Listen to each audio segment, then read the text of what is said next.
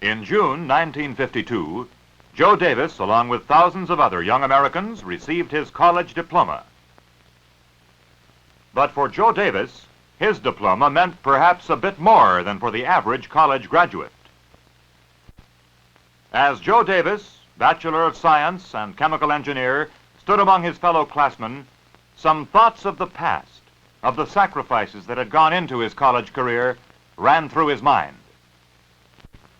The house I was born in, where I grew up.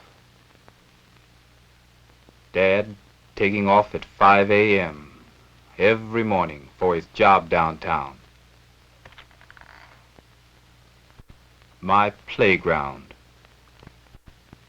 School. It was pretty crowded. Working. Sometimes a movie. My hometown. Millions of Americans from all over the country come each year to see the great memorials. Maybe to get a little inspiration from the principles on which this nation was founded. Here, in my own backyard, from the time I was a kid, I knew the words by heart. 77 years ago, our fathers brought forth on this continent a new nation, dedicated to the proposition that all men are created equal. We hold these truths to be self-evident, that all men are created equal, that they are endowed by their Creator with certain inalienable rights, that among these are life, liberty, and the pursuit of happiness. These principles were my Bible. I guess from the time I was a kid they inspired me, helped make up my mind that someday I'd do something too for my country. Joseph P. Davis, Bachelor of Science, chemical engineer. Not bad. I'd entered a good field. The paper was full of jobs for engineers. I'd answered an ad. They wrote back, "Come on down for an interview." Congratulations, Peterson. I hope this will be the beginning of a long career with the company. Well, thank you very much, sir. Let's hope so. Bye. Goodbye. What can I do for you, sir?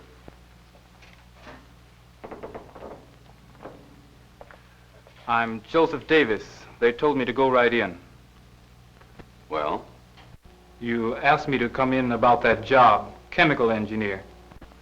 I see. Well, I'm sorry, Davis. I'm afraid you're too late. We've filled those jobs. But the letter said 10:30, sir. I said we'd filled those jobs. Good day. I had made one mistake in my letter. I had left out an important word, Negro. It was the same the rest of that day and the next.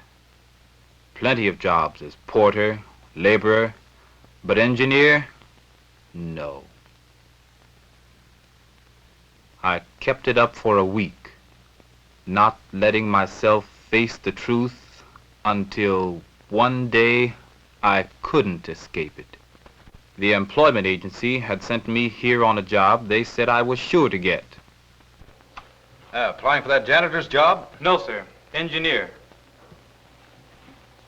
Well, Why don't you say it, sir? I'm a Negro. no, that's got nothing to do with it. Listen, mister, I graduated magna cum laude. I've got a good mind and I know my field. If the color of my skin bothers you. I told you that had nothing to do with it.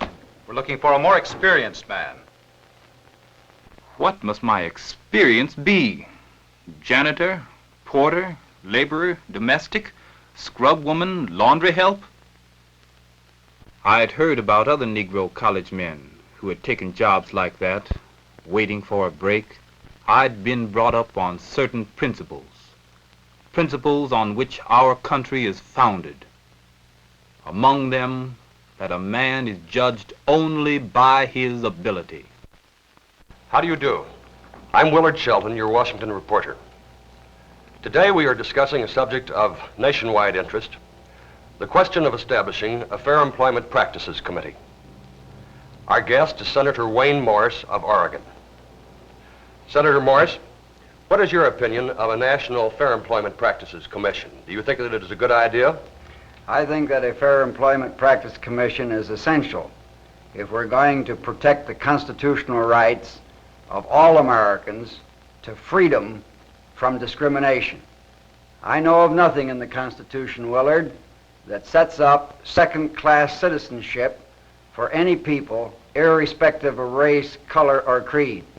Nevertheless, across America today, there are a great many people that are allowed to enjoy, if it's proper to use the word enjoy, only second-class citizenship. And in many states, they really do not, in fact, have the right to vote. A week or so later, I got a skilled laborer's job over at Baltimore in a big piston ring mill. Of course, I joined up with a CIO and learned about CIO's battle for a Fair Employment Practices Commission. That day, I had my eyes opened wider. Sam Hickman and Bill Doherty worked the furnaces with me. They knew my story.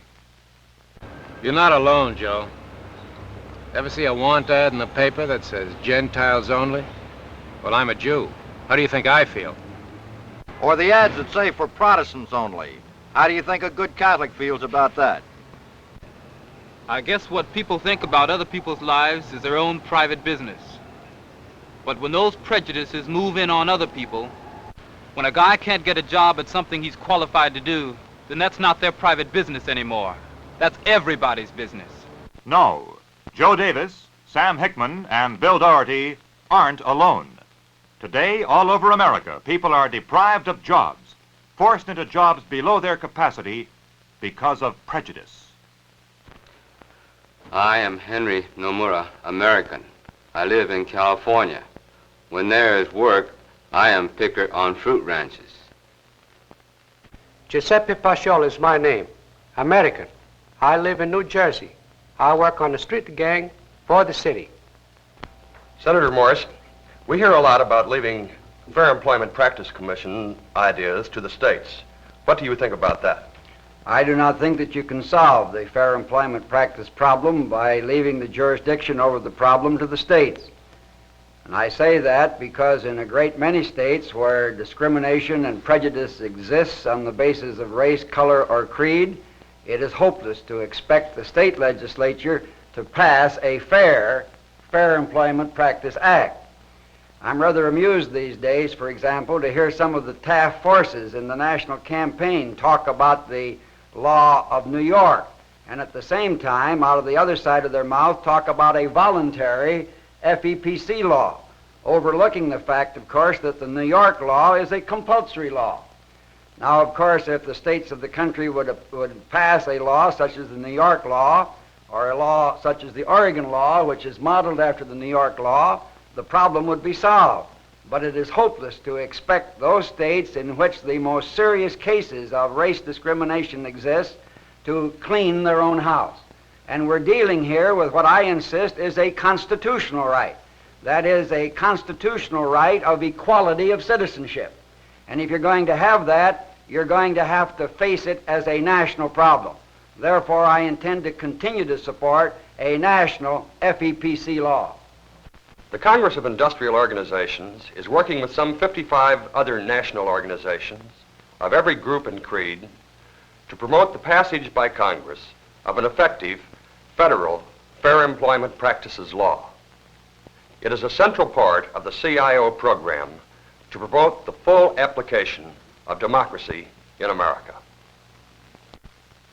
The price tag on prejudice comes high, and the people of America are awakening to its cost.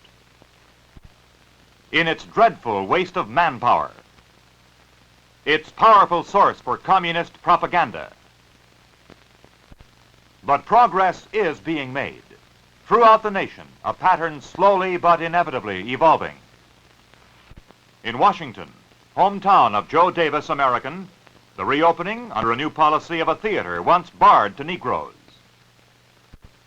The slow eradication of Negro ghettos by modern housing developments. Daily newspaper stories pointing toward the day when people are judged by what they are, not by their color or where their parents come from. Throughout America, many state and local FEPC laws, with Negroes and other minorities entering into a more harmonious relationship with their neighbors. A long record of progress, helping to strengthen the American way of life.